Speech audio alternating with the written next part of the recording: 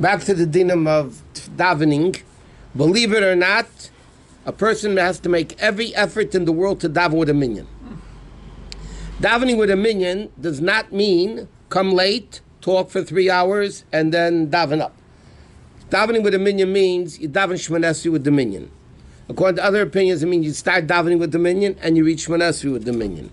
That is called daven tefillah b'tzibur. The Gemara tells a story. It's so important. We mentioned it recently. It's so important to daven with the minyan. The Gemara says Rabbi Elazar, the famous Rabbi Elazar, was once came to shul with his goyish eved, who the din is when you buy a non-Jewish slave, you give him a bris, and he becomes obligated in the mitzvahs like a woman.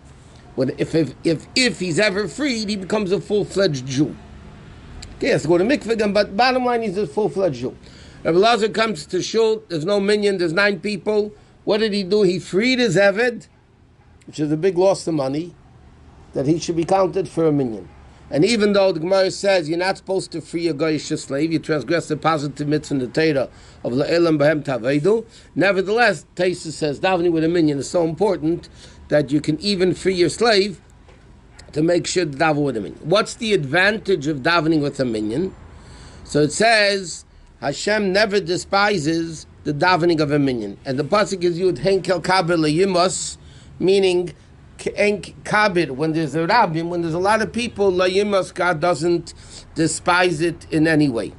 Or it says, now is the season, Padav Shalom Nafshi, it says, whoever does Torah, Tefillah, and Tzedakah, and that was in a minyan, it's considered, the pasuk considers it as if you redeemed everybody from all the nations of the world. So davening with a minyan is very important. Why? What's the uniqueness to davening with a minyan? So the simple analogy of this is, when you go to the store and you buy a few apples, so then you check each apple to make sure that each apple is good, no holes, no soft spots, you check it out well. When you buy it by a case, you don't check each apple in the case, unless you're really Jewish. But most normal people, they look at the general case. The general case is good, they'll buy it. There might be some rotten apples in there, but they don't care because you're buying it by the case. So it says in Svardim, the same thing is by davening.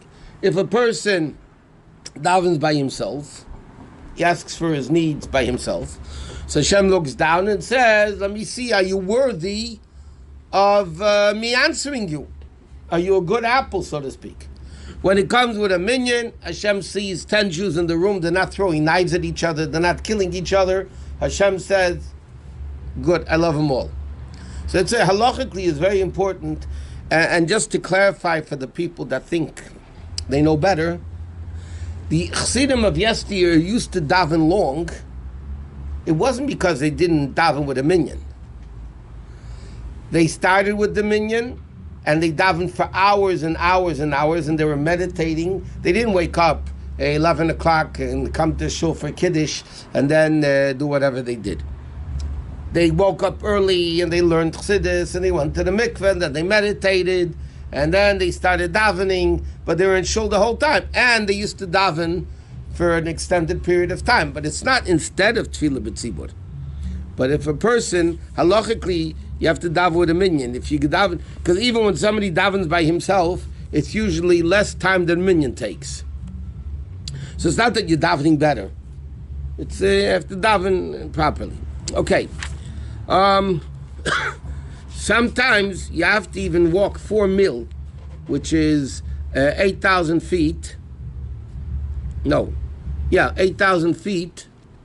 A mil is 2,000, is 4,000 feet. 16,000 feet, which is over close to 3 miles, to daven with the minyan.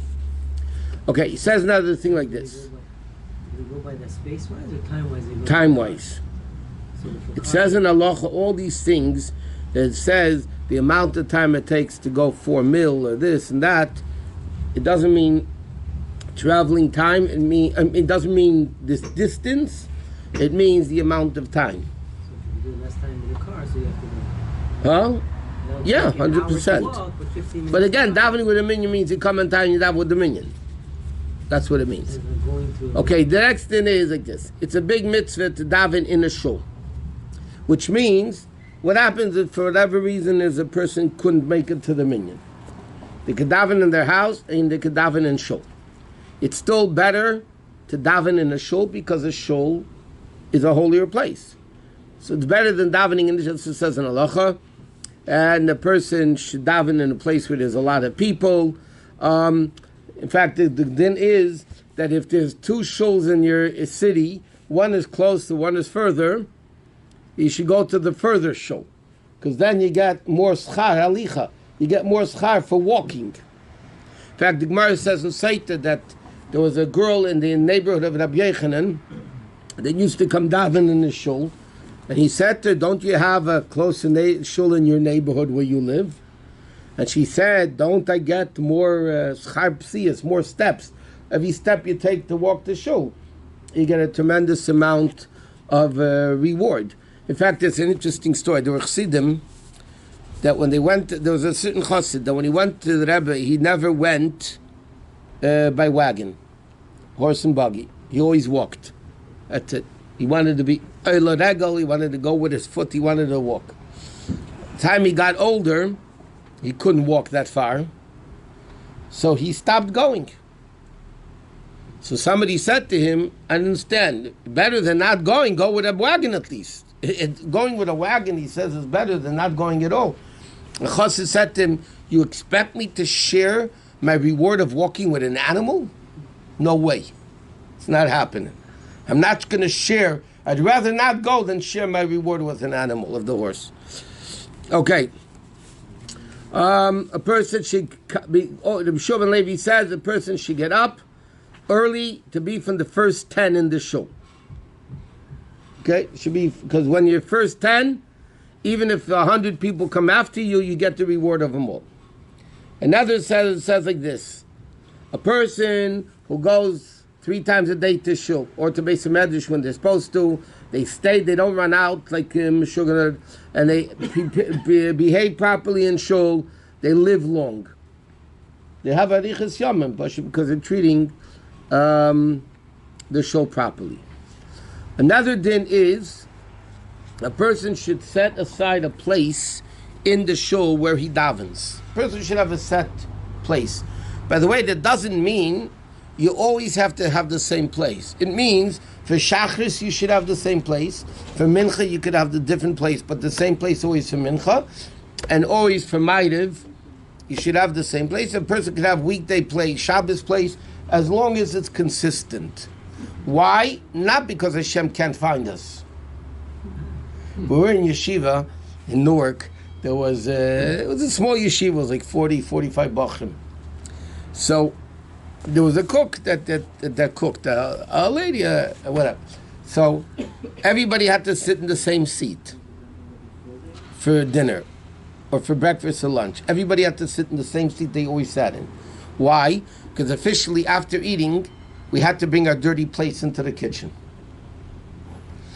And if you didn't, she knew where everybody sat. And if you didn't, it happened a lot of times. She came, because right after breakfast was Seder, right after Ma'ariv was Seder. I mean, the dinner was Seder. She would come into the Beis Medrash and tell the Rosh Yeshiva this boy didn't take away his plate. He threw him out of Beis Medrash to go bring your plate in. So over here, it doesn't mean Hashem won't find us, and the only way Hashem will find us is when we sit in the same seat. But, by the way, one more thing that's very important to know. Within 6 feet of your place is called your place. Let's see, somebody has a set place here. Okay, one day he comes to show somebody's sitting in his place. As long as you're within 6 feet of your original place, it's still called your place. It's in Dalet Amos. It's called your place. It's wrong to throw somebody else. What? So let's say you have a Shabbos place and some guests come to town, and it happens that you don't move the guests. You make a new place. It's not. There's the way the things. Hachnosas Orchim, right? Treating guests nicely is more important than a set place. So you try to sit in the vicinity. You know what I mean? But there's a lot of people, if they come to shul and somebody's sitting in their seat, they're rude and they throw them out. No, I mean, it's disgusting because that's not what halacha says.